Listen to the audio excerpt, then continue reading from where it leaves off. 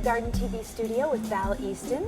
How are you? I'm great. How are you? Good. Thank you so much for taking some time out of your busy schedule to talk to pleasure. us. Of course, the topic is gardens, and I've been talking to quite a few really fascinating people with interesting pedigrees, and you are exactly the same. I've been reading your bio, and you have quite accomplishments, quite a few accomplishments. Well, I was a horticultural librarian for many years. That's how I got into then writing about gardens. And what is a horticultural Well, there's a center for urban horticulture at the University of Washington, and I developed a library for them that served public, researchers, students, a whole gamut of people, professional horticulturists. Wow. You don't even think about those kinds of things, that there's even that line of work, but that's kind of brought you into even a bigger career. So tell me what you're up to. Well, I'm a garden columnist for the Seattle Times. I've written a weekly column for them for 18 years. Oh, wow. Every week. Like housework. You finish, you start over. Yeah. Oh, it's fun. It's really fun. And I write feature stories for them about gardens in the area. And I write for national magazines. Yeah. So and I have 5 books. Wow. So that keeps you pretty busy. It does. Now, what do you do when you go on vacation? You're still sitting there at your computer in Cabo and you're typing away, or you can do them ahead. I write ahead, and then they run. Yeah. That works out good. So now you said you've written 5 books, I have. and this one right here, Petal and Twig, is your most recent. This is the newest one. Yeah. What inspired you to write this?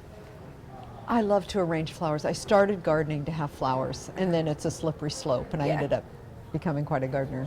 A dedicated gardener, but I love to cut them and bring them indoors. That seasonality, and you see plants in an entire different way. I'll arrange them in a bouquet and then go out in the garden and move things around. It's kind of an illness, and make the same color combination. So I wanted to write about that immediacy of going out in your garden and gathering and bringing inside and arranging. So there are bouquets for every week of the year. Some of the other books you've written, do you have a topic in particular that you like to discuss more than others, or what inspires you?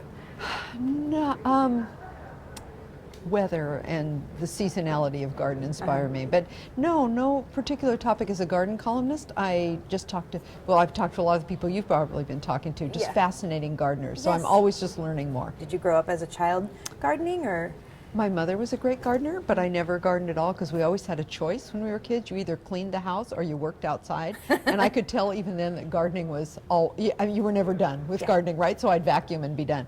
And so only as an adult did I start gardening. But I absorbed a lot of it when I was a child. I love nature. I love being outdoors in the garden. Yeah. I just didn't want to take care of a garden. That's funny. Well, kids, I guess.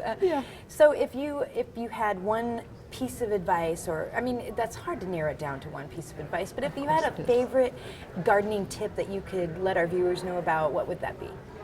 Just to enjoy your garden. I talk to so many people who are fretting about one thing or another. It's a common refrain when you're writing about people's gardens. They say, you should have been here last week.